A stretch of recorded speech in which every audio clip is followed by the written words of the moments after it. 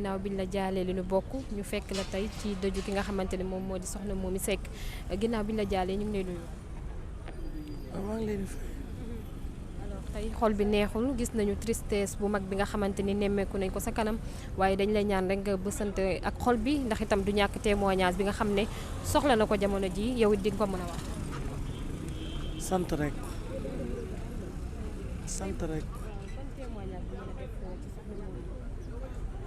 xanaa yàlla bu ko cat jiitu yàlla na rëccu lu mu doon def àdduna yàlla na àllaaxira doon naf laayam na ko ñëpp ñaanal. gis nañu tey témoignage bi yëpp benn la mu mel ni rek ku nekk loolu ngay ñaan nga dëddu ñu defal la témoignage bu rafet bi nga xamante ni ku nekk itam loolu lay ñaan alors lan nga ma mën a wax ci sa diggante ak moom. non man mënuma kii wax dëgg yàlla tey moom awma kii dara daal xol bi neexul daal. dañ lay bàyyi rek nga ñaanal ko yàlla yërëm ko te xaare ba nañ ne ci kurus yi rek ñaan li ci des yàlla na yàlla jéggal ko te yërëm ko te bàyyi fi ay waajuram ak ki borom këram ak ñëppam yàlla may leen xolu muñ. ni nu leen ko waxee ñu ngi ci rob bi bat ñëw nañu denc ko ñu ngi koy ñaanal suñu borom yërëm ko te xaaree ko àjjana Abdou Salam suñu waay yow nag ku la xam-xam la ak waa kër Thione Ballago Seck waaw tey yéen témoignage bi wallaay ndeysaan xanaa tiis ak naqar rek waaye du sant suñu borom ndax moo ko joxoon moo ko jëlaat di ay seede rek ndax nee nañ doomu aadama bu génnee àdduna malaaka yërmande yi dañuy toog di déglu ndéem te xam nan ndax ñoom ñooy bind li ñuy wax rek mooy sunu doom ju baax la woon ku amoon diine ku am lislaam ku teeyoon ku am ngërëmu ndey ku am ngërëmu baay waaw ci média la doon jiite waaye ñu bëri miinuñu kanam miinuñu ko sax loolu nag li ko waral mooy yar bi ko baayam yaroon maa ngi koy jaalee Mapenda Seck ak ay baayam ñoom Assane Ndiaye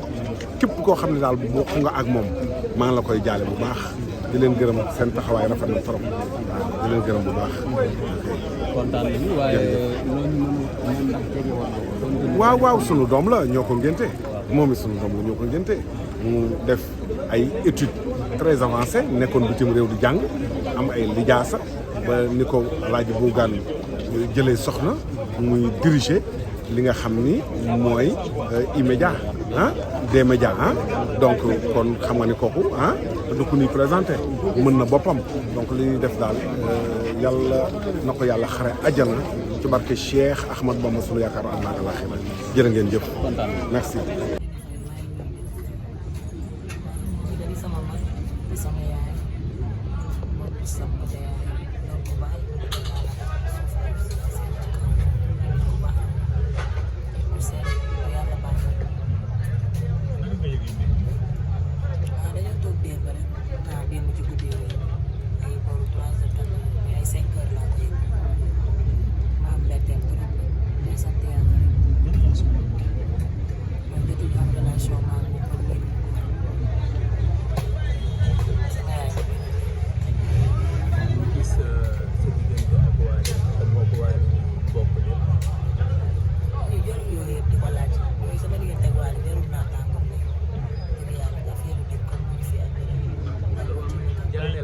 jaale ko ak ngay wax sa presse loolu laay wax côté boobu laa wax quoi.